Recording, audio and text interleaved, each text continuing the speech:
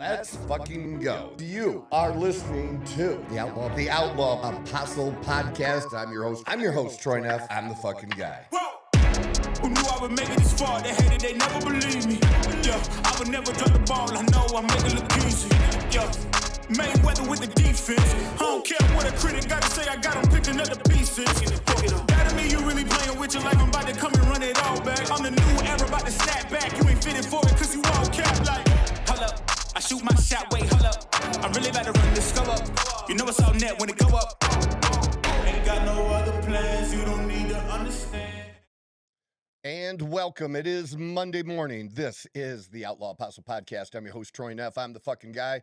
And the other fucking guys in the room. At a table now. We get to see Leo now a little bit. How you doing, brother? Did you have a good weekend? Oh, yeah. Always have a good weekend, my friend. Always. All right. That's good. Mine was good. Had dinner with friends. My dentist buddy, Jim Chaffin, and his wife. He was doing one of those staycays at the Fairmont Scottsdale Princess. One of my favorite restaurants there is Bourbon Steak. And we went and joined them for dinner on Saturday night. So that was nice. Friday we went to a Mercury game. Sunday we went to a Mercury game. Sunday they won. Good for them. Well, it was one of the worst teams that they were playing, the Connecticut Sun. So yeah, they should have. Yeah. And the other voice you hear is Mikey G. Mikey, how are you this morning, brother? I'm doing a lot better. Feeling a little bit A lot more better? refreshed. Feeling refreshed? Just Yeah. it was a hectic weekend, but we're good now. You were doing some moving? Yeah, Is the moving completely done now, or just there's like some small stuff I have to small. get, like small, and then I have to clean up back at the old place. But other than that, yeah, I'm pretty much out of there. So you're at 95? Yeah, I would say 95%. That's all right. Good deal. That's great. And we got Celia seated. People can actually see her too now, right? That's Yeah. Oh yeah. Celia's on camera, man. Well, that was the whole focal point of the setup. You thought it was for you? It's for her. That's okay. Whatever gets us views. Just joining us in the conversation. So we have talked. We talked about the World Cup leading up to the World Cup. We've talked about the World Cup throughout the time of the entire tournament, and of course, we're going to wrap it up today talking about the World Cup. And I really didn't honestly expect to really, in talking about the World Cup today, to really spend much time on the third place game. I didn't think that would be a thing. Yeah. Because there was a lot of debate going back and forth, especially, you got new people participating and watching, like, why do you do this third, fourth place game? Yeah. And it turned out to be, maybe in some people's minds, maybe the top game of the whole World Cup. Yeah, some people would say. I think a lot of it led to some like weird coaching decisions. Like England wasn't starting like Jude Bellingham or Harry Kane. France just looked. I don't know. They just looked lackadaisical. Like I think they had some starters that they didn't even put into the second half. So I mean, whatever the reasons may be, it still turned out to be a fucking fantastic game. Well, maybe it didn't have as much meaning even for them at the beginning. But that game and competitiveness just comes out, and it just happens. And I think maybe part of it was I don't think France wanted to, at 4-0, whatever the coach said in that locker room had to be something about, do you want this team to be remembered as being embarrassed, literally embarrassed by England? It's 4-0. In fact, so for me, y'all know I follow F1, watch F1. The F1 started at like 4:50 in the morning or something like that. The actual race started maybe an hour or so after that. But I actually did wake up before the race started and put it on. And I actually put it on without any sound, so I wouldn't wake Dawn up in bed. And then she woke up a little late. She goes, "You can turn the sound on." I'm like, "It's okay. It's racing. I don't need to listen to these yahoos talk about, the race or who's pitting when." But I did, and I watched that. And so honestly, I didn't get to the third, fourth place World Cup game until halftime. When I turned it on, it was halftime, and it was 4-0. And I was like, all right, I'll just leave it on, because I was like, do I even want to watch the rest of this? It's 4-0. I'm just getting, so I didn't see any of the first half, and now I haven't done it yet, but I will go back and watch the first half now, and just to see how all that transpired stuff, because I'm inspired to see that now, and I don't mind watching games that I know the outcome of.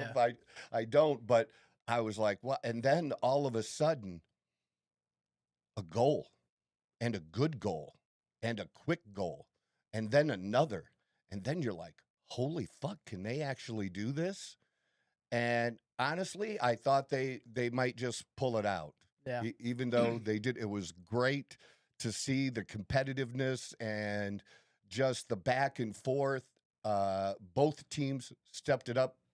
It seemed to me, like I said, I don't know about the first half, but yeah, France did not want to be disappointed, and that's probably about the best type of loss you can ever have.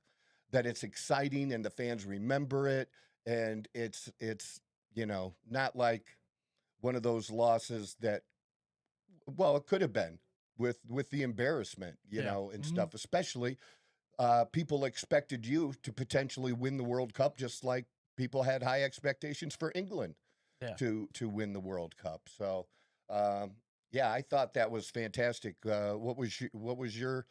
So you didn't start watching it until the second half too, is that right? Yeah, it was like the 60th minute or something like that. And I kind of had the same idea, was that I think France was like kind of taking it for granted. They were like it was like a letdown almost that they didn't advance to the final and everything like that. So I think it got to a point once they were down 4-0, that competitive side of them, they're just like, all right, we're way better than this. Like, well, this is embarrassing. We can't this can't be the note that we end on for this World Cup after a good run. Yes. So I think that competitive fire did get lit, and then that's when they came out to play. It was a little bit too little, too late, but you at least saw it. Like, you saw them want to win. Mm-hmm. Well, there was definitely the potential. There were shots on goal that could have gone in. Yeah. That were great stops, or just within a fraction of being another goal. So they just missed them. That's all there is. Definitely. They had ample opportunity to tie that game up, and they just missed them. Well, Leo, you saw the first half. What did you see in the first half that we didn't, since we didn't even watch it? I mean, it's just France didn't come out to play. They were really like half-assing it. No one was really running. But even the England players, I mean, you could tell all their faces, like scoring the goal. Like the first goal was beautiful and barely a celebration. So both teams, although England was up 4-0 at half, both teams were basically just half-assing it. But apparently in the locker room, a lot of the French players were saying that they really wanted to win this game for their coach. But I just found it really funny because watching them on the field, they looked like no one gave a fuck. No one gave a fuck. Really wanted to win it, so we went down 4-0 in the first. Yeah. So yeah, a lot of like, I saw someone comment something like, "This is what if like some of the best world players were to play like if it was just a pickup game," and that's honestly what it felt like. Like there weren't like, that makes sense. They weren't going super aggressive with it. They were kind of just playing soccer. Yeah, that makes sense. That's all it was. Yeah, but the coach, it was a big deal for him. It did mean something, and I'm sure I like coach speeches before games, good ones. Yeah, or good halftime speeches. I mean, I always thought I was a good coach at that kind of thing. You could put me, hey coach, just bring me in to talk to your players. We'll get some people cracking some fucking heads. That's what we'll do. But yeah, he had to say something, and it just turned out to be a fantastic game that people will talk about for a while, and we'll talk about it in a positive way. And it almost wasn't. So great. And then after that, we're like stoked for the finals, right? I'm stoked for the finals. Did you know that they did a survey ranking all of the fields that hosted a World Cup game? And there were 13. And the field that came in 13th was the New York, New Jersey MetLife Stadium field. Because it's fucking horrible.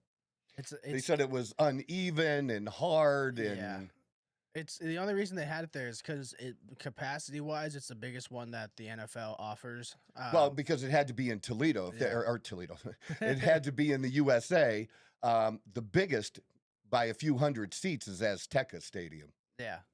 Oh, that would have been cool too, for sure. But like the only other thing I could think of is if they moved it to a college stadium. But I don't know if a college campus had the infrastructure to handle it. Maybe they did because of all the kids, but still, college fields hold more players. Oh yeah. Mm-hmm. Or I'm sorry, more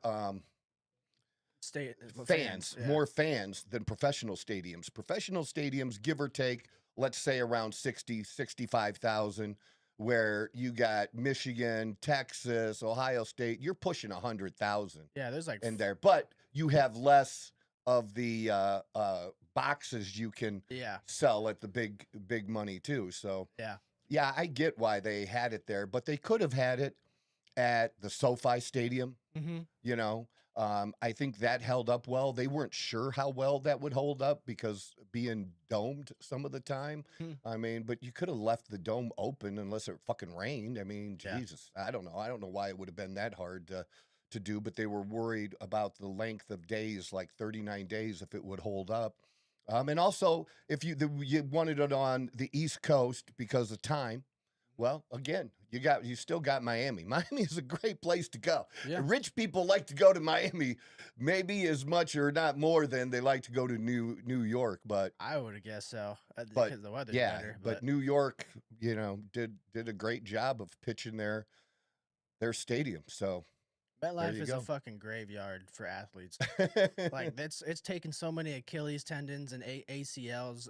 That's just I'm not surprised it ranked dead last.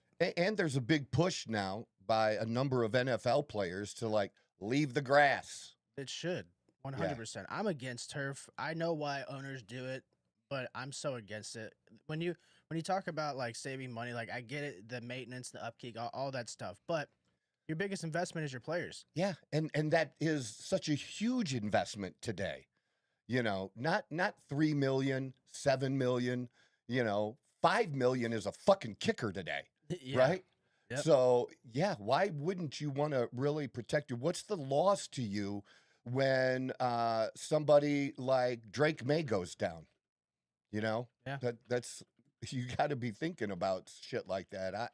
I don't know. So, yeah, that was it did turn out well, and it was one of the harder ones to get to, too, stadiums, Yeah. and what they charge for it and everything, but I think all of those fears ended up that they were talking about at the beginning about pricing and stuff turned out to be much ado about nothing. People paid the money. It just took a minute, and people paid the money. They always will. When you have a premium product and you're the only organization on the face of the earth that offers that product, they will pay. It is what it is. And they did. The upper middle class. Yeah. The upper class showed up. Dude, I heard a story on the radio. This lady talking about her friend fucking sold like all this jewelry that like any like ex-boyfriend gave her or some shit. Like she spent like $8,000 to go to the World Cup final. Wow. And she still had to dip into her own funds after that as well. So like all said and done. I don't know like what the final figure amount was, but people will make it happen if they really want to be there. People will make anything happen if they really want it bad enough. Yeah.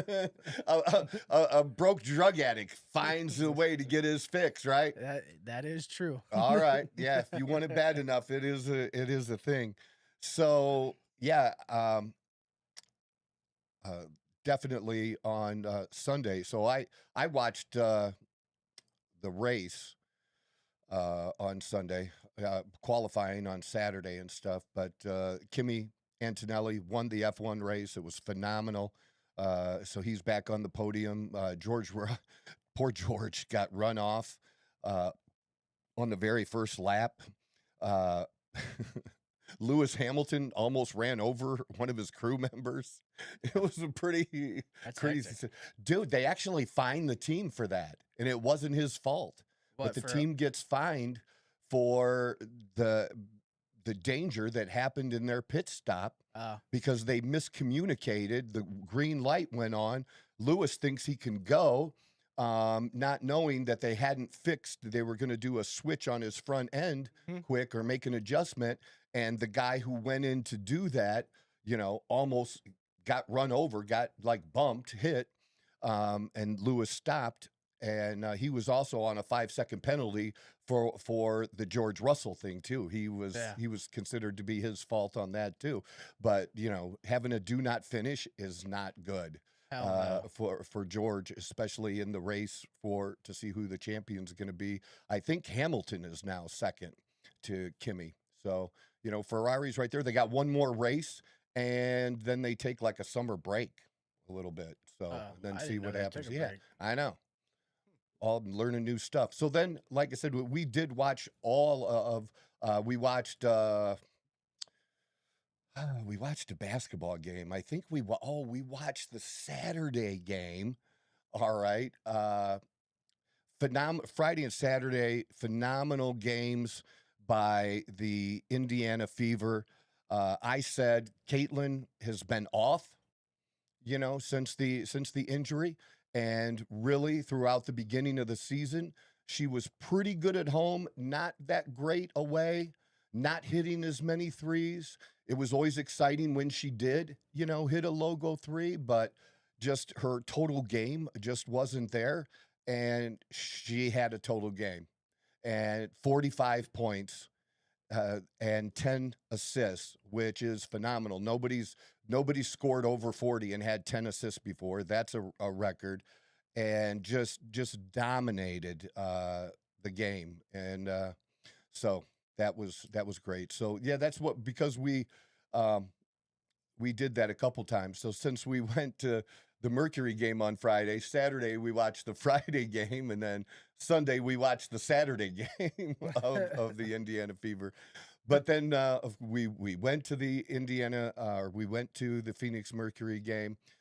We were actually having to watch the final on my phone in my Range Rover, the overtime in the finals for the World Cup. And my feelings on the World Cup, I really felt good going into the game that it was like more of a destiny thing, that not necessarily that Spain wasn't better. I watched the whole tournament and saw how great they had played, but it was more of just a destiny thing, and it's a good story, and I like all of those types of things. And you have one of the greatest players of the game ever there, and what a way to finish it all and go off into the sunset, which everybody likes. Oh, retire after a Super Bowl. You know how people say that all the time? Well, like, fuck you, I'll retire after a Super Bowl. I got more in me, right? Yeah. But yeah, people are like that. And especially after the third place game with Mbappe making his goals and taking the lead, I thought for sure Messi was going to score and turn it on. I really thought so. My bet didn't pan out in that game. That's all right. I did okay during the World Cup, the going back and forth. I had enough wins that made it okay, but I really thought that was really going to hit, and was surprised. One of the statistics that I heard actually this morning that really surprised me was that the Argentina team, the number of 6-touch passes that they had before losing the ball was like one time they did that. And they're a serious ball control team too. I mean, Spain obviously dominates at that, but Argentina will do that too. They'll play it back and forth and back to the goalie and up and back and hang on to that ball. But one time, and then I think Spain, the same stat, 6 touches without losing the ball, or until you lose the ball. It was like either 32 or 36. I don't remember, but it was over 30 times that they did it. And that really tells you a little bit of the story of the game, which might be boring. I don't know how good that is for getting new people into the sport, but when you like soccer, which I learned to like soccer, I don't find that boring.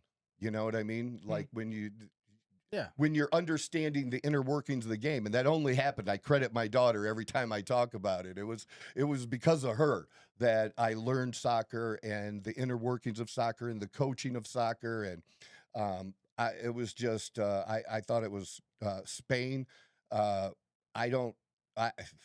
Honestly, they should have won 3 or 4-0. Yeah. Or nil. 3 or 4-0. Yeah. Excuse me. Right. Get it right. I mean, the stops until they finally scored that the Argentines goalie made were just phenomenal. Just phenomenal. Just great to see. But yeah, legitimately, they should have had, it should have been 3 or 4-0 in my mind. But then, the thing is, it wasn't. It didn't happen. The goalie did do that, and you had a chance. And there just wasn't, you and I were talking before the podcast. There's a switch that Argentina had throughout the tournament. I can point to you, if we're watching the game, the minute that they turn on that switch, because they did it when they were behind and had to score that 2 goals. Yeah.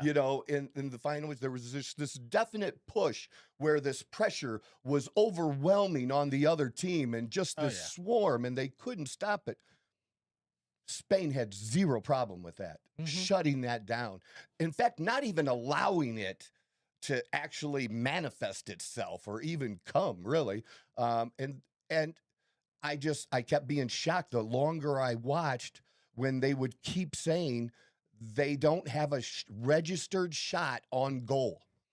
And at that point, Spain had like 12, 13 or something like that. Yeah.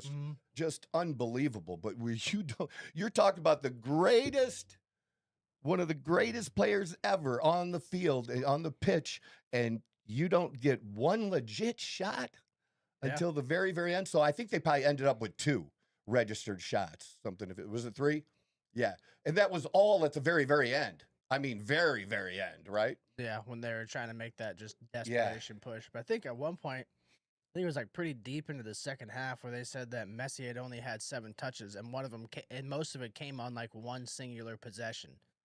So, right. I mean, of course, like if you neutralize Messi like that, it's not any fault of Messi, but like when you keep the ball away from him and the team can't get it back, how the fuck is he supposed to make a difference? He can't. Well, somebody else has to step up, and you can't do that if you make a boneheaded play. Like, it would be the equivalent in basketball would be having 5 fouls against you, and a 6th one puts you out, and you're guarding somebody who's driving to the hoop. You have to make sure you're not hacking that arm. In fact, you might even move out of the way and allow, nature to take her, the sport to just play out. Maybe she makes it, maybe she doesn't. It rolls off the front of the rim or whatever. But especially if you're an important player, you can't take yourself out like that. You just can't. You can't do it. So you got to know that, obviously a player knows that he's playing on a yellow card, and another one puts him out, and then the place that he makes the foul. That's even worse. If it had been in a different place, but just to leave the team in that situation, it would truly have been a miracle of all miracles, and a great story too, if they'd have been able to score 1 man down and win the game. But that was really, honestly, too much at that point. Yeah, it just was 100%. Way too much, right? 100%. I think the dude that got sent off was the same one that had the equalizer against England. The game before, yeah. So he's I mean, obviously they're all vital, and being down a man is gonna fuck you no matter what. But yeah, I don't know. I think he just got in that, just one of those situations where he just got caught up in the moment. Like he was trying to force something to happen, and by the time he got to where he thought the ball was gonna be, it was gone, and he just fucking kneed the other dude's inside of his thigh, and it was a hard hit. I don't know. I think he had time to adjust to not make the foul. He did not have to make that foul. Yeah. I don't know, but that just kind of, it just made a tough situation even worse. I think that was like the mark of the beginning of the end for that game. Is there, because like we said, Argentina couldn't do shit with a full strength. So how the fuck are they gonna be able to do anything with down a man for the rest of the game? Like, it just, that's where I could point at it, in my opinion. Yeah. All tournament wise, was there something that stood out to you, Leo, in the tournament? Not even having to be the final game or anything that you'll just remember that you really liked? And you could be thinking about that too, Mikey G. I think my favorite thing was the group stages. A lot of the smaller Mhm. countries kind of putting up a fight for a lot of the games. I actually really enjoyed the group stages. I think I only missed about half a game in the Mhm. entirety, so I watched a good amount. I'm actually very sad that it's over. Really, really am sad. But I mean, Back to league play. I don't know. That stuff's tough to watch sometimes. But yeah, I think the games were the smaller countries like Haiti, DR Ghana. Congo, Ghana. Like, there's just a lot of these countries that they came to play this tournament, and Mhm. I really enjoyed that. That was probably Yeah. one of my favorite things for Yeah. sure. Yeah. I can see that. What about you, Mikey? I honestly like the expansion of the tournament, like the more teams, because there's a lot of I think nowadays there's a lot of teams out there that are talented, and there's a lot of talented people out there, but they just might be overshadowed because they just couldn't make qualify for the World Cup because it's hard as fuck. But Mhm. giving more teams a chance to play, I think it created a better overall product for the World Cup because you had way more competitive games. You had a lot more unknowns. Like we wouldn't have known about a Capo Verde. We wouldn't had no Mhm. idea about that. So like Mhm. I think just the opportunity for them to be able to compete and show that they can hang Mhm. around, I think that was the coolest thing for me. Yeah. You didn't like the expansion, Leo. No, I just it changes the format a little bit, Yeah. and I mean, again, with time, I'm sure it'll be whatever. But it was just it seemed perfect with the 32 teams. Um, but we'll see. Yeah. Only The time will tell. the one positive I'll say about the expansion would be that players get seen that might be playing in smaller leagues that now are going to get an opportunity because of the way they played to play somewhere else or get noticed, and that can only help them in the long run for the next World Cup to have more players from a Ghana, a Cape Verde to be playing in the higher level leagues with higher level teams Mm-hmm. and be given that at least you get an opportunity to be seen and what you can possibly do. It doesn't mean everybody's going to get that chance, but it gives the opportunity. Yeah. My favorite part, honestly, um, the Mexican fans. That was literally my favorite part. That listening to the game with their fans and even listening to some of the game in Spanish as I did, that was it was so much fun that just the energy was just, even though there was definitely energy for different countries and different teams, Mexico is on they're on a stage of their own. They are just a step above everyone else when it comes to fans and excitement and bullying the other players or the other team because I love that shit, man. Well, and the fact that they told him to not do it, and then they're like, oh, you say you do Do it it more. louder. Louder is what you want. Okay, yeah, we can do that. Yeah, and biggest disappointment was not seeing the U.S. go advance just one more round, Mhm. just one more round. To me would have been huge, and that was the biggest disappointment for me that they weren't able to do that. Um, so I just think uh, it tarnishes a little bit the buildup of this team a Mhm. little bit and what we were to expect. And sometimes it's better when expectations aren't as high, Yeah. for you. But they were there. They were what they were, and they built it up. Look, how many times did we see that commercial? If they didn't want you to believe they could go just a little bit deeper, would you do that commercial No. that says you don't believe in miracles? Yeah. You know what I mean? Which is a great commercial all It's a around. great commercial. There was a lot of really good commercials and a lot of the top players that got some new C from the telecommunications companies and Oh yeah, and absolutely. T-Mobile and all of them that are going to have future big paychecks. Oh yeah, for sure. Something like that. What about for you? Biggest disappointment? I mean, I'm right there with you. I don't think it's the fact that they didn't make it, at least like you said, one more round, but as how they lost. It was like just so deflating and just a stark reminder of there's levels to this shit when it comes to soccer. Like, I mean, there's levels to everything, but you really saw it on display. And if it would have been more competitive, I think I wouldn't have felt the same way about it. Like, it wouldn't have been as disappointing. But the fact that it was fucking 4-1, like, it just felt like once we went down 2-1, it was kind of over from there. And then you concede 2 more stupid fucking goals, like just boneheaded goals. It did suck. Like, that stung for sure. But I mean, that's probably just because I'm an American. I want to see my country. Of course we do. Make it further, because like I think we said a few weeks ago that even if you would have made it, like, no one would have had any expectations against Spain for you. Like, that would have been a very big win just to make it that far, and would have went pretty far for American soccer. But who knows? Maybe this is the start of something that they're building upon. We'll have to see, I guess. The problem, the one problem with that is, how many times are we going to say that, man? Yeah. How many times are we going to say that? That's like, you're from Youngstown, so you've heard this before. Even being a Broncos fan, you lived amongst brown country. Yeah. Okay. Everybody was a Browns fan. Okay. And so next year, you can, how many next years do you get? You know what I mean? We've been talking about soccer becoming bigger in this country my whole fucking life, dude. I'm 58. My whole life this has been talked about. And the closest we've come to it was the women.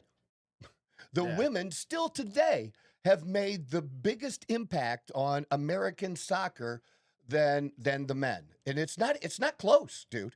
It's not close. It's the women. Yeah. And I mean, there's something, but not this last team. Okay. Not the woke team. They hurt themselves with Team Woke.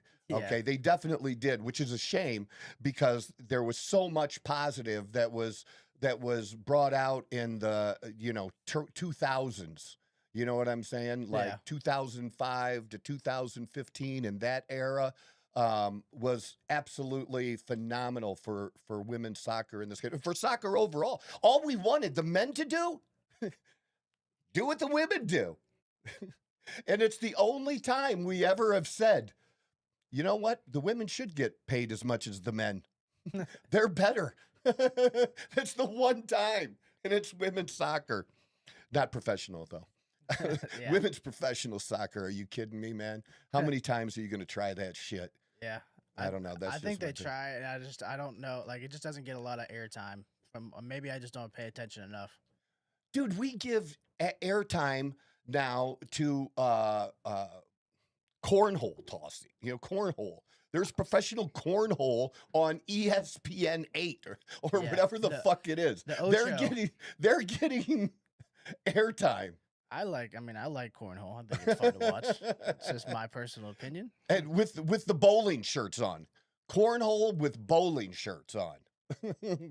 It's the craziest thing. We need to bring back jousting. Jousting would be sweet. Dude, they'll put anything on anymore. They'll put anything on anymore. It's as long as it's in the background and they'll pay you a little bit or whatever it is. Well, Leo, as we wrap it up, what your biggest disappointment in the tournament? Did you have any disappointment? What would you? I think the only thing that I was really kind of like about was the rules on whether or not they can use VAR on corners or being able to change. I think they need to fine tune some of the rules. Be more consistent. A little bit more consistent. I did like the rule changes. I like the addition of the VAR and stuff like that, but they definitely need to tweak it a little bit more because there's a lot of instances where the games could have changed drastically by a simple thing like giving a proper corner or not giving the corner when it wasn't supposed to. You brought up something before the tournament started about a rule change, and it was the cupping of the mouth that was done. You brought that up, and that did happen a couple times, and they did act on it and be like, but did that happen yesterday? No, I think Argentina's squad was like trying to I think what ask for it. I think Argentina was arguing that the Curacao or what the guy with the curly poofy hair. Oh, Cucurella. Cucurella, or thank you. something. Yeah, he did cover when there was an altercation. I believe it was during the red card. I want to Yeah, say it was right there. Yeah, it was during the- yep. 100%. I Yeah, it believe was. I believe there was a situation where again maybe I wasn't paying full attention because we were making some burgers, but Good for you. when I did turn around, the replay showed. Clearly he did cover his mouth. Whether or not he said anything, that is we don't know. But why else do you cover your mouth that way? Well, it's a very. if you do one of these. This real is quick. different. Yeah. If you're holding it versus Yeah. you could tell. I thought they would review it, and the They fact that they didn't didn't. even review it, I think that's why I kind of brushed it off. that's because I was like, oh, they're not gonna there's no point in saying Yeah. this or that because if they're not showing the review, then obviously whoever is getting paid was Throwing a we quick can one. we can move along from here. right. Throwing a quick one, like just And that would have been super crucial too because Exactly. that It kid could did even things up. a lot of work. He did a lot of work. He was doing all the pressure, doing all the dirty. He himself, I believe it was an interview beforehand, was like, I don't mind doing all the dirty work. He said Yamal can stand there, he can do absolutely nothing, and I don't care as long as he scores the goals. I'll do all the dirty work, and I was Mhm. like, I can respect that. But yeah, Mhm. I actually very surprised. I don't know where Spain just looked awful going into the knockout stages and even the first few games. I was just like, Spain just does not look good against Portugal. It was I don't know. It was very that's why it's kind of weird to me how dominant Spain was against Argentina when they struggled against teams like Portugal and Mhm. even again the Capo Verdes but I don't Right. know. Yeah. There's a lot of footage reviewing that we're gonna have to do because I don't know how they beat England. I don't know. I don't even know how they beat Egypt. I'll be honest with you. There's a lot of stuff I want to go back and kind of review because like you said, you can definitely tell in some of those games where the switch kind of happened. Right. But I'm more kind of interested in the opposing teams because obviously you can tell when they kind of slow down a little bit. But I do want to see their demeanors and what exactly did happen because it's just it's weird. You don't just come back 3 games in a row by that type of deficit. I mean, it's happened before, Yeah. but it's crazy. Yeah. I am very very interested in the mentality and what was going on during the group stages and then into the knockout stages. But yeah, it's over now. Well, you know what? I 4 more years. mentality-wise, Argentina may have felt the same way that you just described. That how did these guys make it that far? We can do this. Have some confidence. I mean, Argentina can say the same thing But about by themselves. but by halftime, when you don't have a registered shot on goal, fuck, you should. You got to be thinking some kind of way. Yeah. Oh yeah, for sure. That's good. And it didn't change in the second half, unlike France and England. Yeah. So there you have it. And that's why we love sports. That's why I love sports. That's why on my stupid show, we're talking about soccer and most of you don't care. And I don't care if you don't care. We talk about things that I want to talk about. So I thought it was, it was interesting, and it's definitely the World Cup that I've spent the most time watching and investing a personal interest in. Biggest one for me, for sure. For 100%. It helps so that you don't have to wake up at 4 a.m. or stay up till 4 a.m. That certainly Well, helps. dude, how long have you been in Arizona? I'm gonna say 4 years now. Then you feel like me, because it'll be 4 years for me at the end of August. That you really, it takes a minute because sports will start at 9 o'clock in the morning sometimes here, and it takes a minute. But once you adjust, you're like, this is the greatest place to be for sports because you don't miss shit. Yeah. You get it all. You don't cut off, I've had enough for today. And, it's 11 o'clock and UCLA is playing and you're like, fuck UCLA. No, not here. It's 6 o'clock and UCLA is playing, I mean, Yeah. It's awesome. I just once you're used to it, and it does take about a good full year to get used to it. But Yeah. once you're used to it, you absolutely love it. At least I did. Look, sometimes when we're talking about sports, we're also talking about life. We're talking about what's going on cultural wise, and there's the WNBA is it this year, cultural wise. Like there's this whole dynamic going on, and instead of the focus being on some really great players, some really good players, some new players that have entered the league, even since Caitlin Clark, 2 years ago. Aziz Fudd playing with Paige Beckers, and Paige is just balling out this year. The move of Angel Reese to Atlanta, big difference for her. You could say whatever you want about her in Chicago, and you could say players are divas. Well, men are too. And but it's been a good change for Angel Reese to be in Atlanta. You have Citron with the Mystics. She's been around for a while as Plum with the Sparks. She was a couple years, I think, prior to Caitlin Clark when she came into the league, but she's playing great. You have the Seattle team that has not a good record. They're one of the worst record teams in the WNBA, but yet they're one of the more enjoyable teams to watch because of their effort, because they have this femme that's however big she is, 6'4" or 6'6". It depends on which AI you ask, what height you'll get. And one time, both Dawn and I asked ChatGPT, and it gave us both different answers.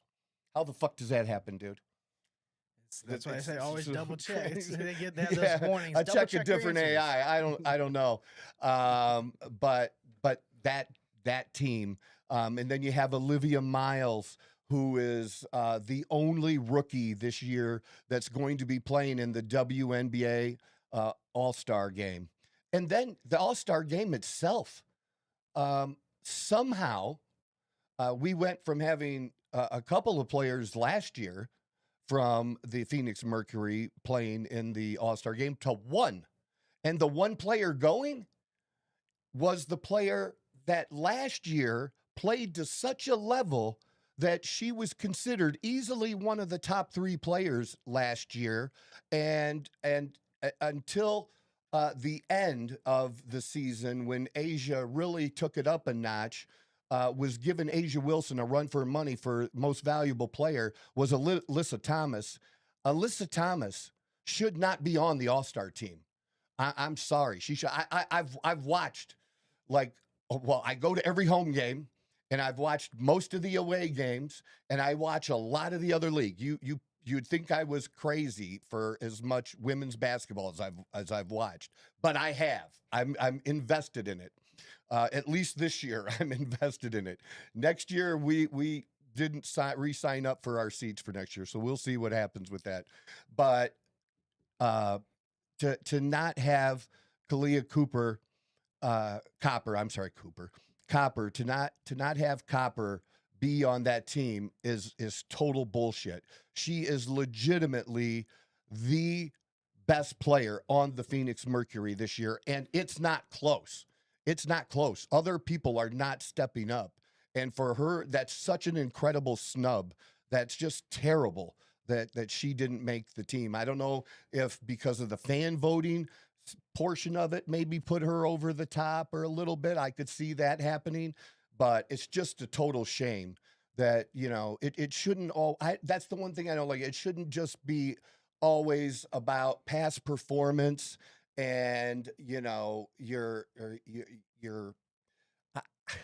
I want to know in baseball, in basketball, football, nobody cares about the all-pro game anymore because they did away with the game. It's flag football now. It's a farce. You should just name the team and not even have the game because it's just total garbage, right? But for the other sports, to me, it should be, how are you playing? Baseball, who's the best pitcher the first half of the year? He should get rewarded for that. And just because he doesn't have a big name or he just came up, that's your reward. Like the work is on the field. Reward the work, honor the work. I mean, yeah, I realize money's probably the most important thing. I get it. But being recognized, man, that's what everybody wants. You want to be respected. You want that recognition. That's what we want just as human beings, is just to be respected. That's what men want. Respect, women, more than anything else in the fucking world. We want respect more than love. You want your man to give you love? Respect him. And that's what you'll get. He wants respect. Number one. That's what we want. And so that's my beef with the women's basketball right now. But there's been a lot of turmoil. It seems because of Caitlin Clark, since she's come into the league, that there's been a whole escalation of race and everything else that, gender identity, the LGBT community, everything is a part of this, and it's a big enough part together that it's overshadowing some really good basketball, like legitimately. I mean, look, I criticize them all the time for all the fucking air balls and the missed shots on layups where it's uncontested. But when you can see that in some of these games, like Indiana did the other night, that and both teams had over 100 points. These are 10-minute quarters, and they all missed some easy shots too. Okay, it could have been even higher, but they scored over 100 points in 4 10-minute quarters. Are you kidding me? Anyways, so this happened. Here's the story. And I did go back to watch this game too. I'm 3/4 of the way through it. A new team this year, the Toronto Tempo, who absolutely has the worst logo of any team in the WNBA now. And but they have a good coach. They're just slightly under, I think, 500. So they've been solid for a brand new franchise. That's good for a new franchise, their first year. The Golden State Valkyries did that last year, played better than you would think a new team would play, and they're also playing decent this year. But she, with the coach, Brondello, of the Toronto Tempo, came out with an apology. The WNBA suspended her. She was overheard calling Angel Reese a protected species during the win over the Tempo on Friday. So I see this, right? Protected species. What's the first thing you think I do? I search. I start searching because I'm thinking that the news is not telling me what she actually said, that she called her a gorilla, or she called her and some other kind of animal, okay, that could have the connotation that would be racist, right?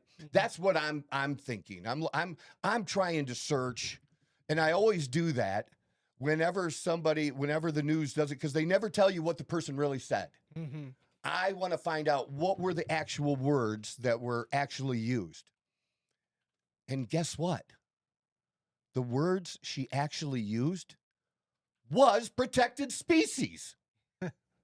That's what she said. She's a protected species.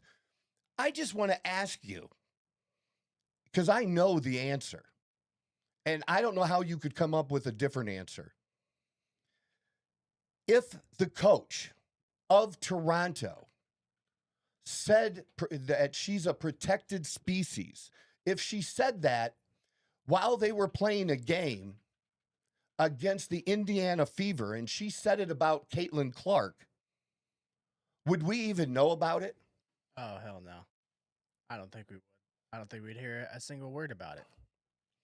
But it would be fair to say if you understood how she was saying protected species and understood what she meant, because I understand what she meant, okay? And you have to twist some shit in your fucking mind and assume everything is meant to offend everybody and everything is about the bullshit of race and shit, okay? You have to really fucking twist that to think that she meant something in a racial way by saying protected species, because that is something absolutely she could say about Caitlin Clark.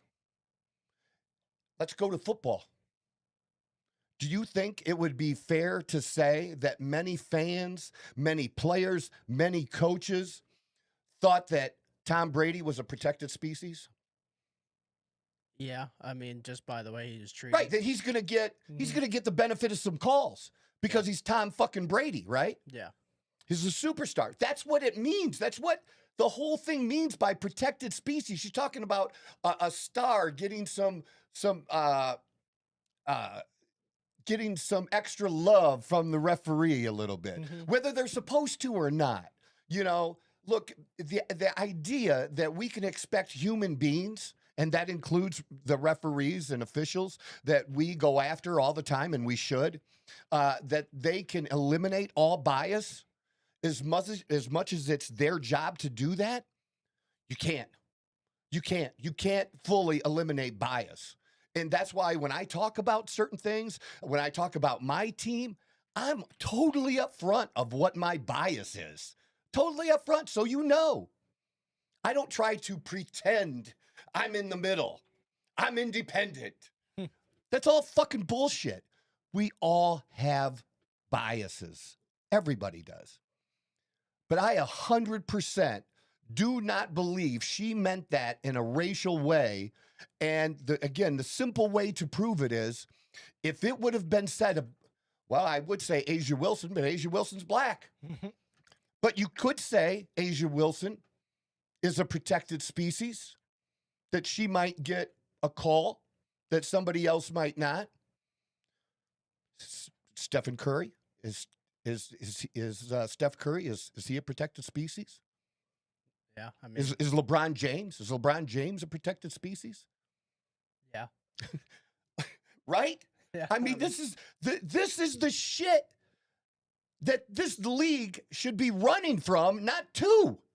They should be putting this down. They should be saying, that was not meant that way. People need to stop fucking doing this shit with race, and we're not going to let it affect our league. We're not going to, and you suspend her.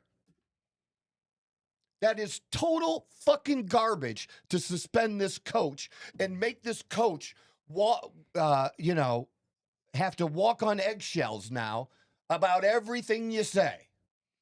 You know, shit happens in the heat of the fucking moment. And no offense, nobody says more shit, racist shit, about black people than other fucking black people.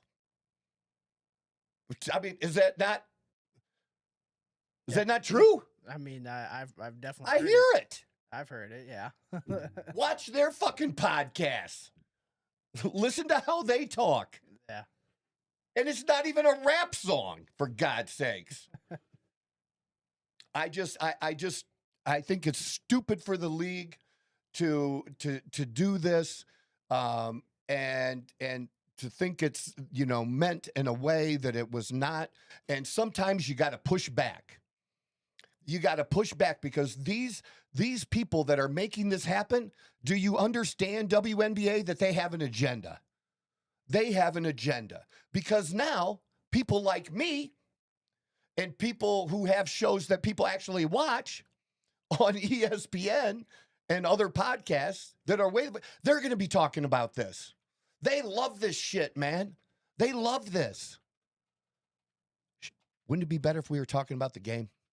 Wouldn't you rather me talking about how, you know what? I do have a Caitlin Clark jersey, but the new shirt that they have of Olivia Miles, and what was so cool is this new shirt of Olivia Miles. She's a rookie. Everybody on the team was wearing the shirt on the bench, including the coach. And I'm like, what's going on? And it's a cool shirt. You know, she's like this body on the front and her big hair, and she's got these crazy glasses she wears now, but it's a look, it's a thing, and she balls the fuck out, and she don't care who you are. She don't care if you're a veteran or not. She knows she can play and match up against anybody and does it. But again, you know what? The only reason I know who the fuck Olivia Miles is because of Caitlin Clark. It's the only fucking reason. Y'all have to just learn to accept that shit. But look, that's what I said the very first time I went to a WNBA game to see Caitlin Clark here in Phoenix 2 years ago. Was everybody chirping about Caitlin Clark? How about you ball out? How about you give me a reason that when she gets back on that private plane that you motherfuckers didn't have prior to her, okay? You didn't have the private plane prior to Caitlin Clark. You got a private plane now. When they go back to Indiana, how about you give me a reason to drive back to downtown Phoenix? It's like 40 some miles for me. It's a good 50 minutes. In traffic, it can be an hour and 5 hour and 10 sometimes, you know? And especially during the week, it can be a total mess because Mortgage Matchup Arena is right near, as a block off of Chase Field. So when they both have games at the same time, it's a little bit of a mess down there. All right. And we're talking about Mortgage Matchup. They put in 13,000 yesterday in the seats to watch Phoenix play a shitty team. They played the Connecticut Sun. That's a good number because earlier this year, we were getting a little over 10. We were between 10 and 11. We had 17,000 for Indiana when Caitlin didn't even play. And then we're back. We're still anything above 11 is really good. Our 11 is good. Our 10 to 11 is good. There's the stadiums out there that I didn't realize. Atlanta plays in a fucking arena that only holds 3,500 people. I'm like, what's wrong with the product in Atlanta that you don't need a bigger fucking arena? You should be thinking about why that is, WNBA. You want to grow the game? Well, you got to get more fans in the fucking seats, right? But yeah, I'm thinking, I'll wear this white guy who wears MAGA hats will put on an Olivia Miles t-shirt. In fact, I'm going to try to get the t-shirt if it's not sold out. I'm going to wear it on the podcast just to prove my point. Because I think she's great. I love talking about her. She's fun to watch. I'm always turning on that game if she's playing. Always. We don't need this shit. And they even say, she's from Australia, the coach. And it's a common thing they say in Australia. But some say it could be seen as racist. You can make anything out of nothing if you want to, bad enough. You can do that. And that's what they did here. And the smart play, the WNBA does not know how to make the smart play. I wonder if they did this with or without Adam Silver's input. I didn't realize how much input he had into the WNBA. But do you know when I found out? I found out during the suspension of Alyssa Thomas. It was Adam Silver that told the WNBA. He told them to suspend her. Yeah, he was responsible for the emperor, pretty much, of that whole establishment between the two. But day-to-day operations like that, man, she doesn't have balls, but you're cutting the balls off. You're the person in charge, the woman in charge of the WNBA. Mm-hmm. You're usurping her authority. Now, for her privately to ask your advice is one thing. For it to come out in the news that you're really the reason that you told them to do it and they did it, that's a different level, I think. That's a different level. So I wonder what, if any, input he had in this.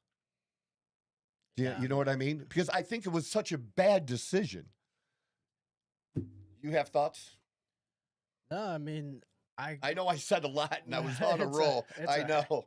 I Uh, get passionate about that because I hate that. Yeah, I think it's just no matter what, it's always gonna be you're under like just a constant scrutiny. It's everything's gonna be micromanaged. It's gonna be looked at a lot more closely, just because you just got that new deal, so a lot more people are putting more eyes on the product. Yeah. Whether they're hate watching or watching because they want. Who cares? That's what I'm saying. I either want way. people to hate watch me, please. But if you do hate watch, would you fucking damn it, please hit that follow button. Yeah, for sure.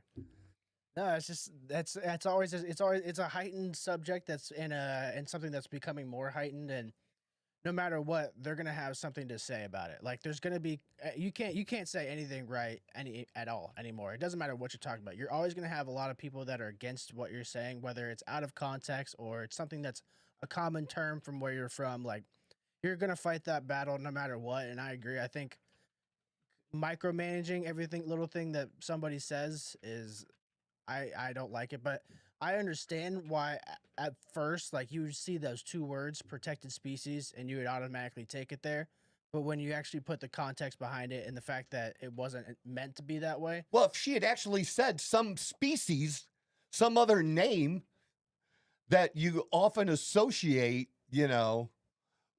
with that, that's why I was looking for that. That's why I was totally shocked when I found out the phrase was protected species. Yeah. That it wasn't, they weren't just telling me she called her a protected species. Okay, what was the species? No, she didn't do that. There's no species of animal that she called her. Yeah. I mean, Are humans not a species? I would think She's we a are. protected human. Yeah. Humans are species. I think the fact that maybe it's the fact that she is from Australia, that it's just something that is a common term, and she said it not thinking it was going to be an issue, but it's a little bit different here. But she should be able to say it without it being an issue. Mhm. She Yeah, I should mean, be able to. The powers that be, unfortunately, they didn't see it that way, I guess. Yeah. You know what I did? What I've started to do? Because I've had a few people, say some dumb shit. And especially just total liberals going off and saying shit you'd never say to my face. I decided I was going to start using the term boy. Because that's considered. That's a slippery slope. I'm gonna be honest with you. I know it It's is. a very slippery. Which is slope. why which is why I'm doing it.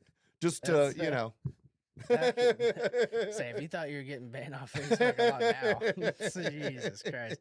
Yeah, forewarned. I wish you much luck in your journey there, and I hope it works out the way that you need it to. But as your friend, I'm gonna recommend you don't do that. we might have to have. I think we'll I talk did about at it. least once on X. Yeah, I'm not even gonna get into Look, that. man, but dude, I get called everything in the fucking book, man. Yeah. So, Yeah. you want to play that game with me? I'm better at playing it than you are. I recommend choosing a different one.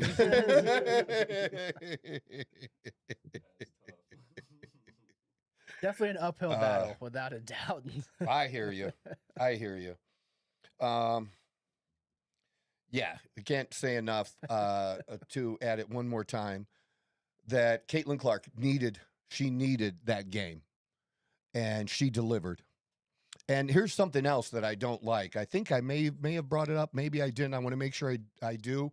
That as she's started playing again after that last injury where she was out a few games, like 3 games or something,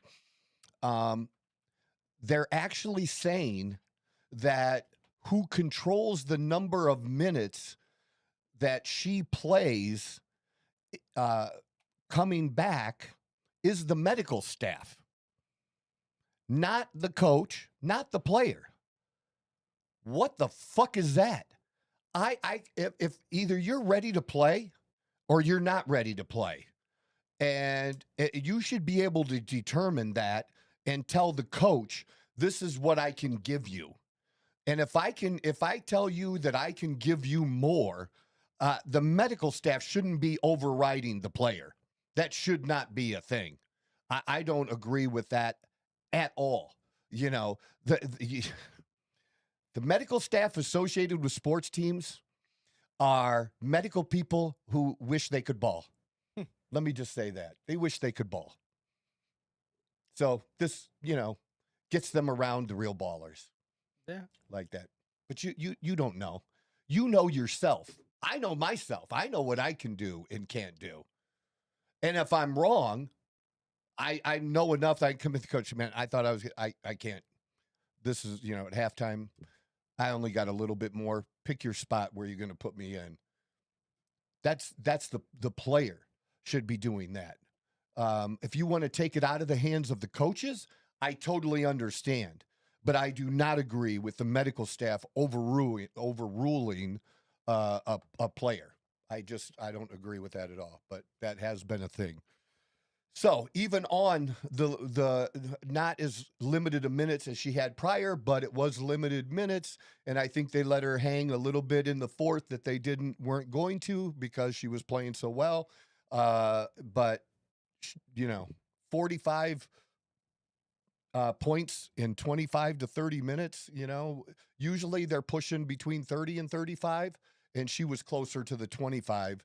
Getting that 45 points, which is just phenomenal, and the 10 assists.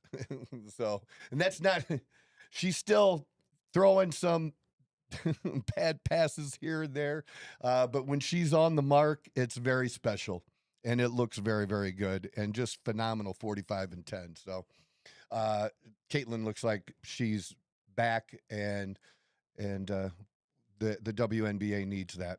So, she actually is going to be in the All-Star game.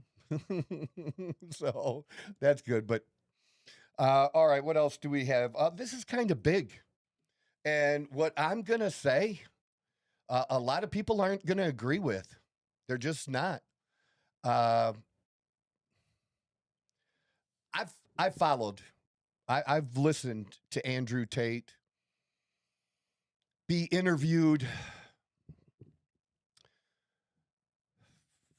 easily a dozen or more times, easily a dozen or more, by good podcasters. I listened to him when he was interviewed in Romania. When he was in Romania, who's the one old guy? News guy used to be. He interviewed him. He's more British. Piers Morgan. Yeah, Piers Morgan. I heard Andrew be interviewed by Piers Morgan. Mm-hmm. So that was a little bit more of a not controversial interview, but Piers was pushing back on him a lot. You know what I mean? It was going to be that's like his shtick. That's what he does. Yeah. And he did here. He was on PBD, and PBD will interview anybody, he does not care. If he wants to interview him, he's going to interview him no matter what anybody else says, whether it's Putin or Bibi Netanyahu or whoever, he's going to have a conversation. So I've heard the stuff. I've heard the controversial stuff that Andrew Tate has said sometimes about women. And to be honest, when he does that, it's kind of a shtick. And if we're all honest about it, you may not want to believe this, but most men, when we have locker room talk, we've sometimes said stuff similar to that about women to each other. Again, you may not like knowing that, but it's true. Or even, the joking around like women can't drive or whatever,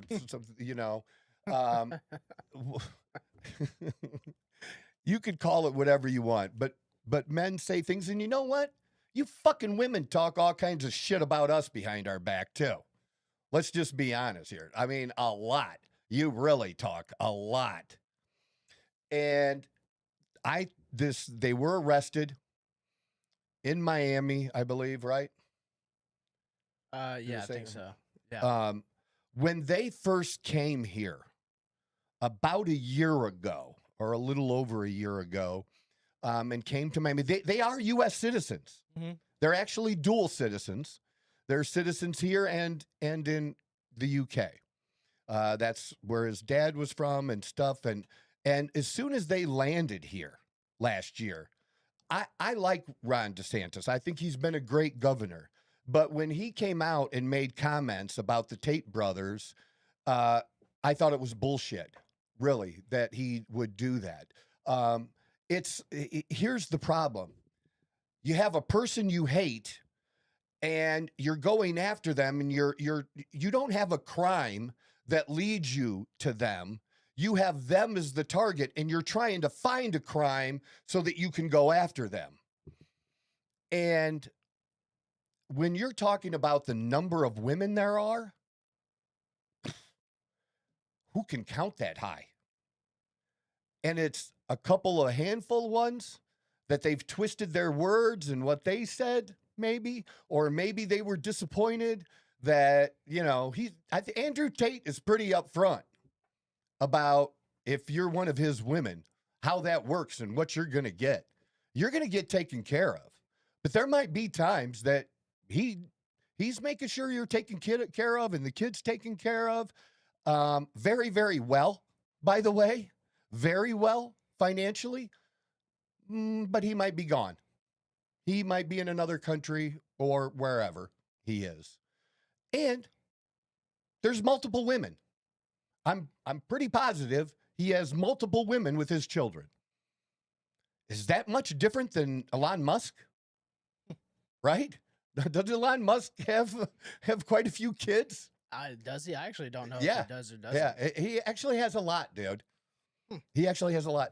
And I'm sorry, like Trump, even more so with Andrew Tate, whether you want to hear this shit or not, whether you want to make fun of what he was wearing and his capri pants and his shoes with no socks and his velvety shirt or whatever. I don't know is if there's actually a man alive. If I had to pick one man that's been with more hot chicks, hot women, that I would consider a 9 or a 10, okay? And probably not 9s, okay? I'm sure occasionally you might do a 9, but 9 10s, has been with more 9 10s than the next 10 men put together. Of age. They might be 19, 20, 21, 22. There's no reason you have a guy that can be with pretty much, the woman has to want him too, but he could pretty much find a woman wherever he goes that's going to be like super fucking hot. Anywhere. That's not disputable. He's going to go after a 15-year-old teenager? Is that what the... Well, they're trying to say underage. Okay, and look, you know what? I know women, okay, who have done that whole call thing or that video thing, where they get paid or do calls or whatever. Mm-hmm. Well, before OnlyFans, okay, there wasn't an OnlyFans. If a woman wanted to get paid for that, there's usually some dude that had a business that they ran and women would, answer the phone. So real quick, are they saying that, what exactly is the background to the story? Because I'm kind of lost here. I'm going to be honest. I don't know what... There was, so basically the 3 counts that they had back in 22, they were able to connect, 4 additional people to that. I believe it was, if I remember correctly, 2 assault, 2 battery, and then 1 trafficking. So all trafficking, or even then, how they always get you, like the government can't put child porn on your fucking computer, or something like that. Get the fuck out of here. This guy was. It may seem unseemly, okay, but there is such a thing, as women who have somebody that protects them. You may not like it. It may, be illegal, but, being a pimp is a thing. It is a thing. And there are, I would say he was on the legal side of pimping. Do you know what I mean? That's how he built his businesses and made his money, is like legal pimping. But it was like video and stuff. So a guy pays video to have a girl to watch, and she plays with herself following however he asks her to play with herself. So the women that are But that's how he made his money. So the women are the ones that worked for him that are saying this? So they don't Yeah, but some of them have worked for him. Oh, okay. And done that. Or they say he plays on them and brings them in and then, grooms them to do that. Look, these are of age women that know what they're doing. Okay, the oldest business in the world is selling sex, right? Oh, yeah, prostitution's world. Prostitution Profession. We're just calling it what it is. It's just a different type of prostitution where, they're doing video where they're actually safer, right? From getting beat up or abused by a John. That stuff has happened, right? But you may think that's terrible and he's a terrible person for being involved in all that. It was legal, man. What he did was legal. And for us to go after him or allow another country to tell us what to do, we didn't have to do this. The UK could not have done this without the help of Florida, and maybe, we don't know the whole story, our Department of Justice. Okay, they were put in prison in Romania, like Romania, the worst place. You know where I'd never want to go to jail. Anywhere overseas, even Mexico. I don't want to go to Mexico jail. I don't. But you know where I would rather where I would choose Mexico over what other country? Romania. I don't know shit about Romania. I don't know. It didn't sound like when they talked about what their experience was, that it was very good. But I'm just figuring that I would have a better legal chance, maybe through the American consulate or something. I'd have a better chance of getting the fuck out in Mexico than Romania. You're in Romania. Who gives a fuck about you, right? Mm-hmm. And they loved Romania. And they pushed them, and they actually held them in a way that's totally illegal in the United States.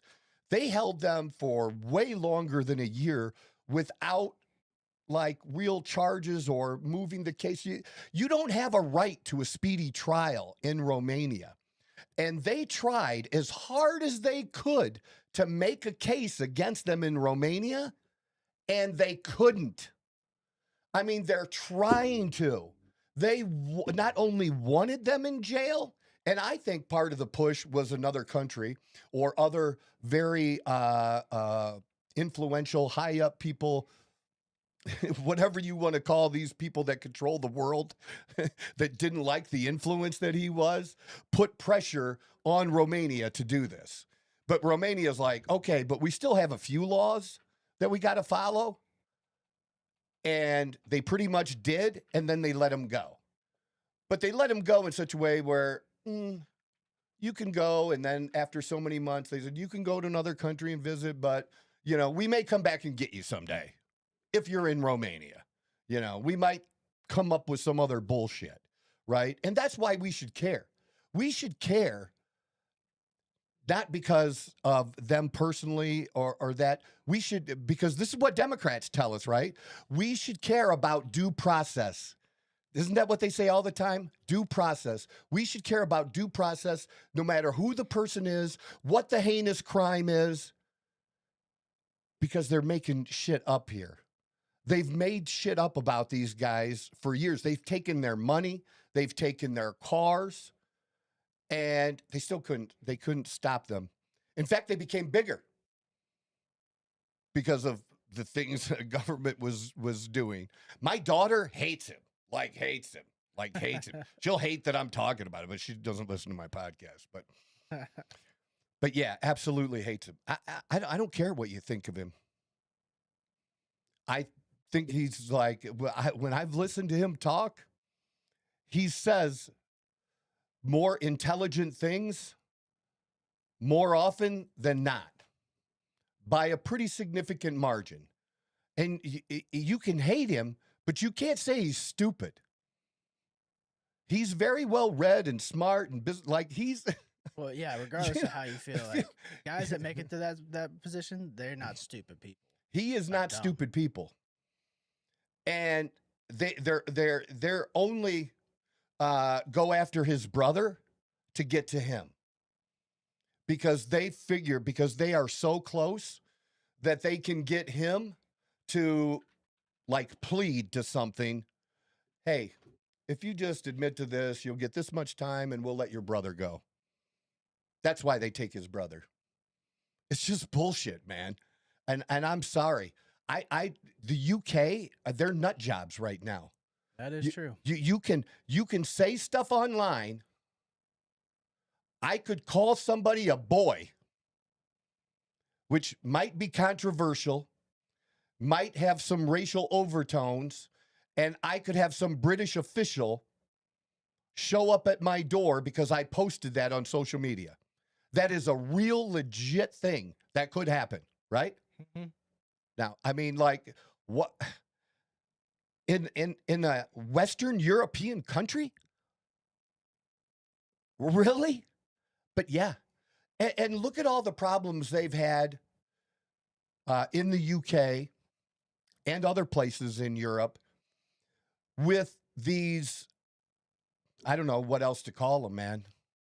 I don't know if this, we're going to get flagged. Rape gangs. Are the rape gangs real? In the UK? Yeah. Oh, yeah, the circles and shit? Yeah. I think they're real. But there's a whole lot of people trying to convince us that they're not, that that's not a thing, man. Well, then they're blind because it's a very obvious It's a real thing. It's a big issue. You have rape gangs doing real physical rape. You have real cases of rape, real cases of attacks on your citizens by foreign fucking immigrants. True. Yeah, absolutely. It's legal or illegal, I don't care. We're talking. You don't see a bunch of Irish boys from the pub getting together that are Irish citizens, or Ireland, citizens of Ireland, going around raping people, raping girls. But I'm talking about foreign fucking immigrants. That is a fucking thing. And because they wanted to do, that's what they were doing here. They want fucking open borders. And that's what they got. They got these people from these shithole fucking countries, and they are shithole fucking countries. You know, we can enjoy Haiti doing something to soccer, but Haiti is still today a shithole fucking country. There's two different countries. You know, the Dominican Republic is on one side of the island, and Haiti's on the other. They are not the same. No, I felt safe every time I've been to the Dominican Republic. You couldn't get me to go to Haiti on a church mission. God could whisper and appear to me in a dream and ask me to go to Haiti. And I'm probably going to have to politely decline. Yeah, I don't blame you. I'd do it politely, though. I would, like, please, Lord, don't let me do this. I mean, there's a reason why a lot of people please don't let me do this. Yeah, it's a shithole country, dude. There's no reason to go there. Honestly, there's no reason. It's like only if you're like on a mission trip. That's like that's it. Exactly. And I don't want to do that. I'm sorry. That's just not me. The other people are. That's them. I'm glad there are people that will do that, and I will support them. And if they ask me for a little donation, I'll even give you a little donation. Okay, I will. From the States. It's kind of like when you're moving. Yeah. If you ask me to help you move, I'll ask you, how much do you need? I'll give you a couple $100 so you can pay a friend to do it for me in my place. Because I'm not moving you, brother. You didn't ask me. And I'm glad you didn't ask me. And I, you know, you're a friend now and I appreciate you, but I No, would I not get have it. done it, dude. I would have said no, and I would have. But I would seriously. I'm not joking. I'd have been willing to offer money for Yeah, somebody else to do it. I wouldn't have done it, but I had to. That's the Right? thing, so. Right? But But these rape gangs are fucking real, and you're not. You're worried about the fucking Tate brothers and not real rape gangs. yeah, That's fucked up shit, dude. yeah, it's a pretty.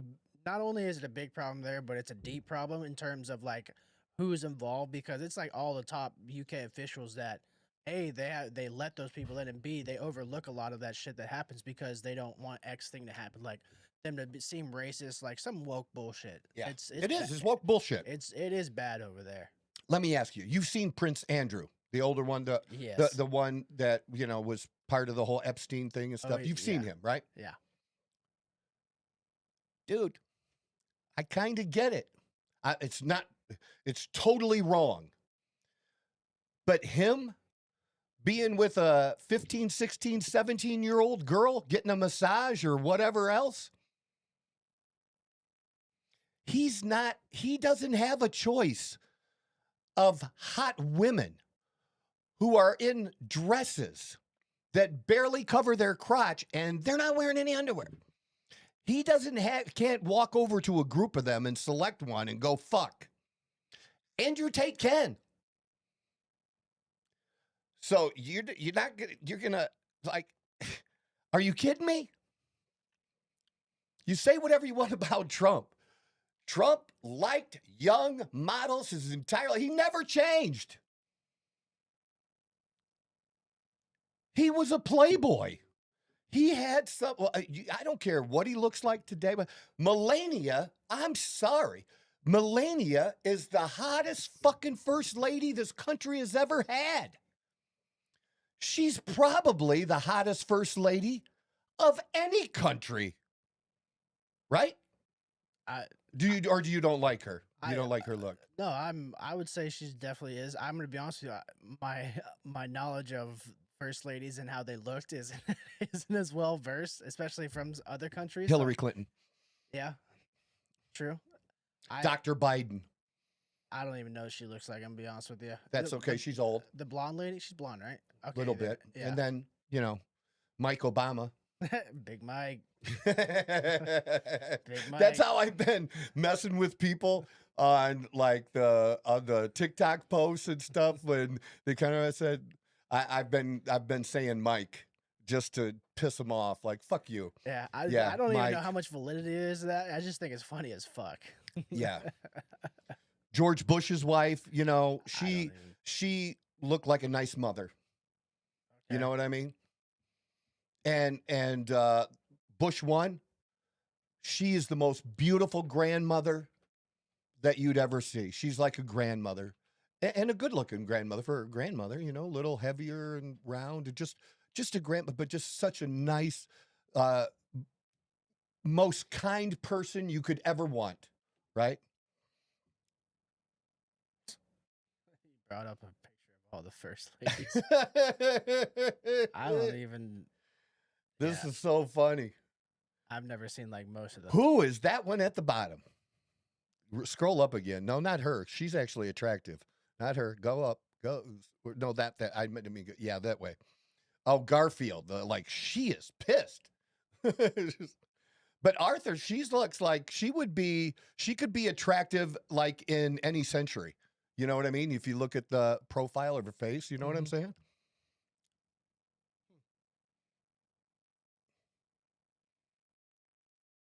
Coolidge isn't terrible.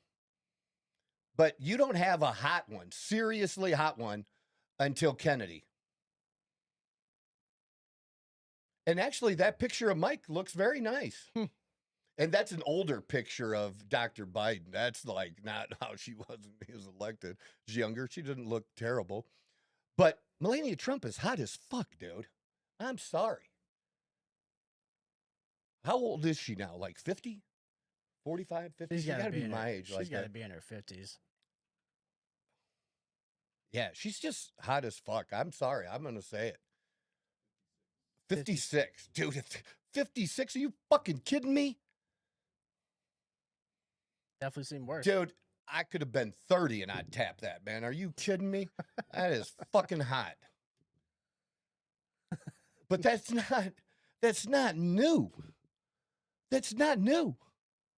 You just look through a history of Trump's wives and girlfriends.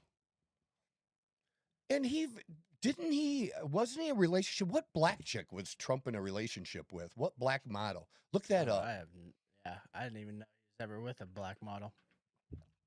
You know why? Because he could. Yeah, that does help. I do agree with that. Yeah, was Trump ever in a relationship with a black model?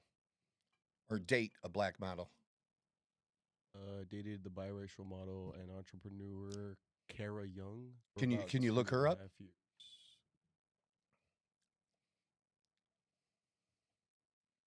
look very black to me. Oh, I thought there was more black, but she's biracial. But look, she's hot.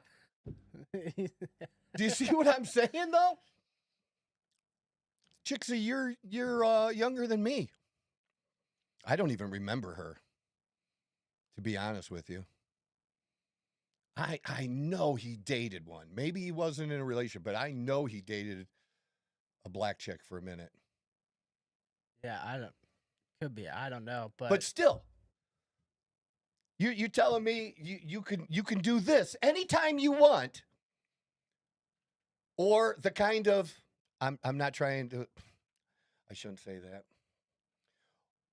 Or the women, young women, girls that Jeffrey Epstein was procuring.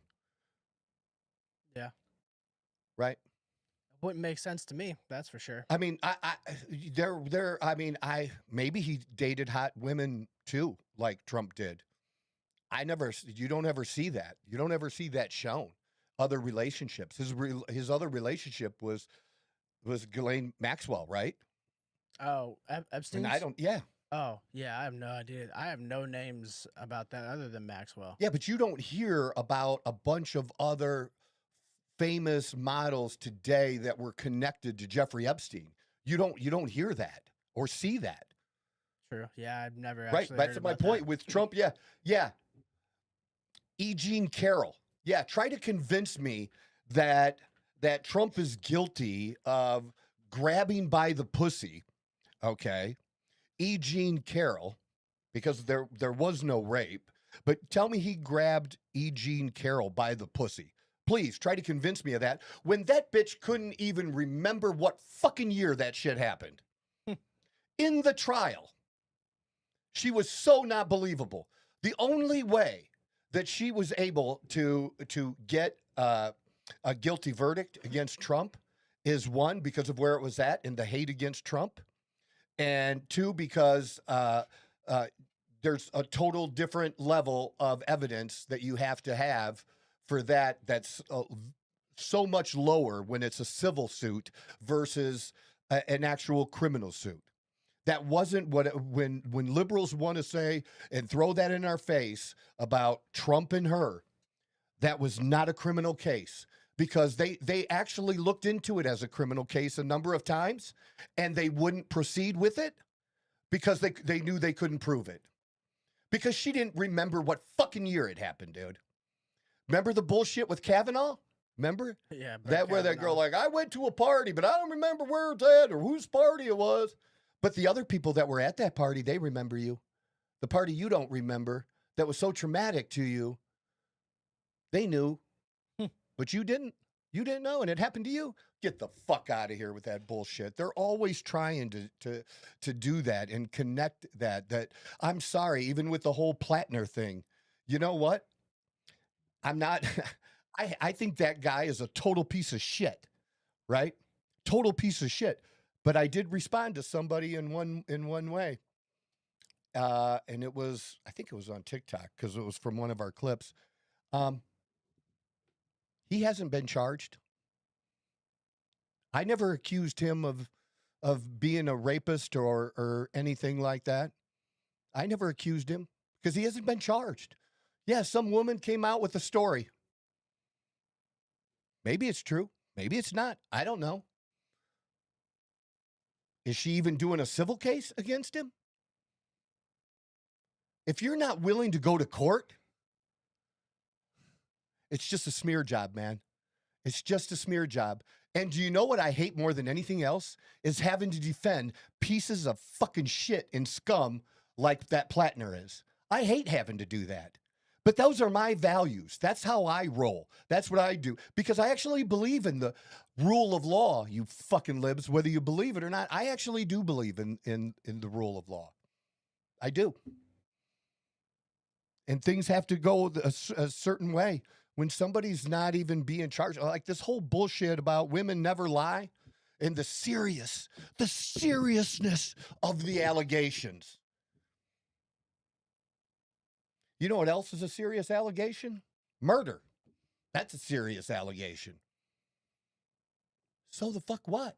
If you're not charged even, and guess what? What you know what happened? What if you are charged?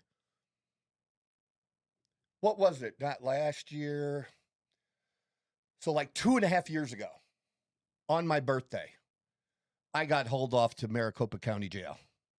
I didn't make it all the way to the jail, thank God. Because what a shit production that is, man. Do not do something stupid in Maricopa County, okay? I'm just letting you know right now, Mikey. Do not do something stupid in Maricopa County. Ahead of you. Way ahead of you. You get a big bun. I got 2 of these for the time I was there. You get this big bun, this dry old bun that some place must have donated that they're throwing out, you know, and Maricopa County picks that up. And I got a packet of peanut butter and a packet of jelly. And I guess I'm supposed to put that on there. And in jails I've been in before, they actually had watered down Kool-Aid. So whatever the ratio of Kool-Aid to water was, it was like half of that. Okay, like it's barely colored flavored Kool-Aid. You didn't even get that at Maricopa County. You got a small Dixie cup of water that you could go over to the machine and people talk about how bad. Remember, they were talking about how bad the detention facilities were for the immigrants and stuff. People that were talking about that shit have never been in a jail. Because if you've been in the jail, do you know where the drinking fountain is? Yes, it's on the shitter. It's on top of the fucking toilet.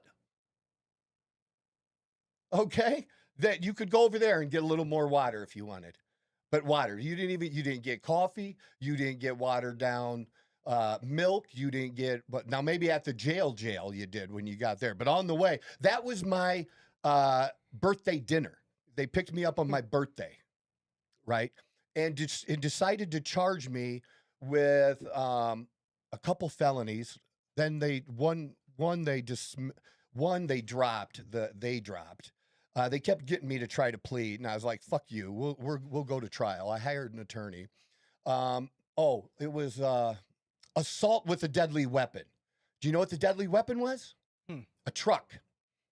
Oh yeah. It was a truck. It was because little road rage. And there was a guy behind me who wouldn't get out of his car when I confronted him. And then when I was going to leave, he kept pulling and following me, and I backed up, and then he would back up, and then I went forward, and he was going to follow me, and I backed up, and finally he just stopped, and I just left. And that was weeks, 2-3 weeks before my birthday. And all of a sudden on my birthday, they show up. And they had to know it was my birthday. Right? We're going to go pick up Troy on his birthday. And that guy at that time, if he didn't want to have a confrontation with me, when he came through the car wash, he could have made a little turn, drove right across the street to the police station right there. But he didn't. He just ended up being a pussy with a big mouth and, got confronted and, was a little bitch. Usually how it goes. Yeah. But there was no assault. And it got, the day before the trial, they dropped it. The whole thing. So I did have to pay some money. But I'm just telling you, I know how the system works. So if you're not even being charged, what's there to say then? Person's not even charged. And if somebody is charged, it doesn't mean they did it.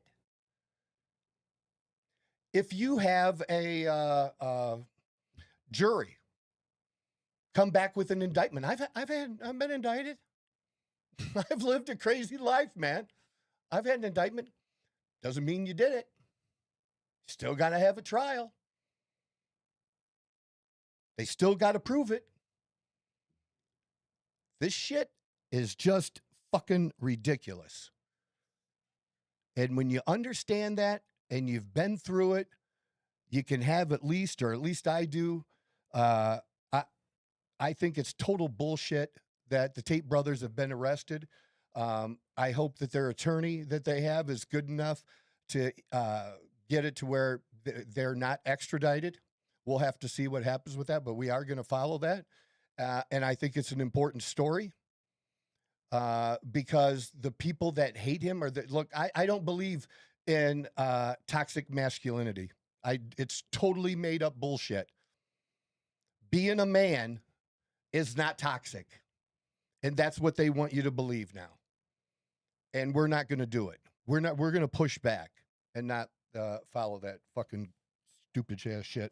Last thing, so now we have the war, I guess, going back on. Trump's bombing bridges.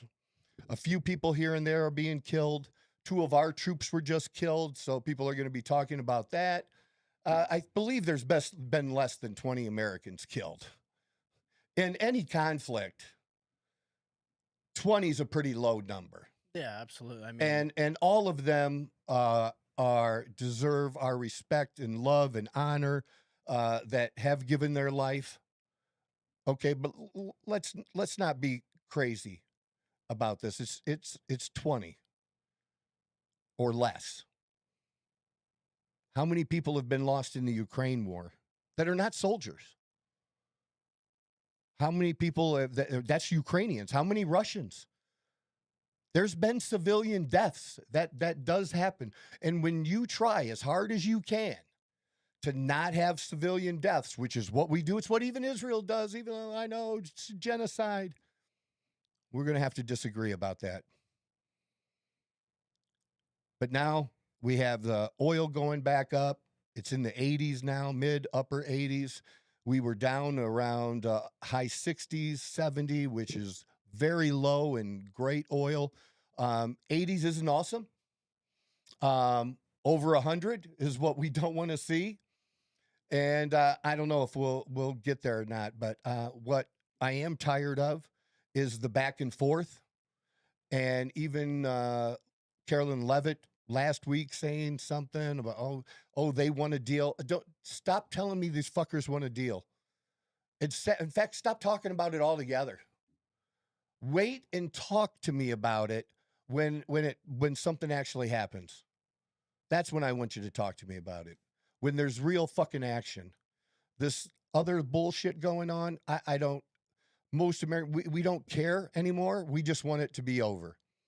Now, we'd prefer for it to be over and we win. Not a stalemate. Not a, we lose. You know how we lose? If they control the Strait of Hormuz. In any way, if they have any control of the Strait of Hormuz and this conflict ends, we lost. Because then the liberals are right. Before we did this, the Strait of Hormuz was open. So that's a non-starter. And what I prefer is that we actually really win. But I'm tired of the other shit, the back and forth. Stop telling me, please. I'm pleading with you. Trump administration, stop telling me they want a deal. You took other high-level officials out. Whoever the officials are now in charge, you can't take them out. There's no Israeli intelligence inside of there that can go after these new ones that have taken their place. Or maybe it's not the theocracy side. Maybe it's the IRGC side, and you need to be taking them out. So you only did it to a certain level that you could get these guys out, but you have no way of taking the other ones out, when what you did was pretty amazing. Remember what the Israelis did with the fucking pagers? Remember that? How fucking awesome that was? That was like, holy shit, that is fucking genius, man. That's genius warfare, man. We don't have the ability to still do that shit? Because you're telling me you're getting close to being out of bombs, okay, which I think is nuts too. But why are we out of ammunition? Where has it gone? Oh, Ukraine, in a fight against Russia that I don't want. You guys, you liberals, you don't want the fight against Iran. Guess what? I don't want the fight against Russia. I'm against that war. And that's been far more damaging and costly to our country than the 30, 40 billion that we spent on fighting Iran. We're talking hundreds of billions of dollars when it comes to Ukraine. Hundreds of billions. And how much of that ended up being stolen? Because we can't account for it. You know it's in somebody's pocket. We know that, right? All right. How'd we do today? Oh, that's not bad. Good time. I think you got some content there to chop up. You got a couple good things, I think. I was fired up, man. Now if I can just let you post it without getting banned. Yeah, that's half the battle right there. Yes, it is. All right. That's our wrap for a Monday, people. Got a quick comment from Father Time. All right. Some great points made today. Great show. You know, I was on the front page of a weekly newspaper back in Toledo at one point, and it said the best least that we used to be known as the best least listened to radio show in Toledo.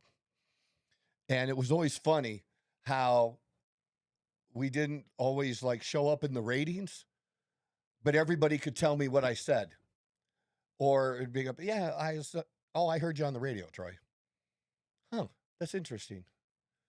But yeah, best listened to podcast for now.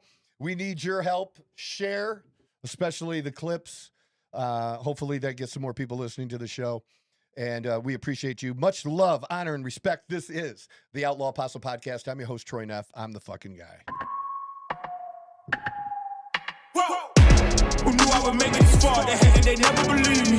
Yeah, I would never drop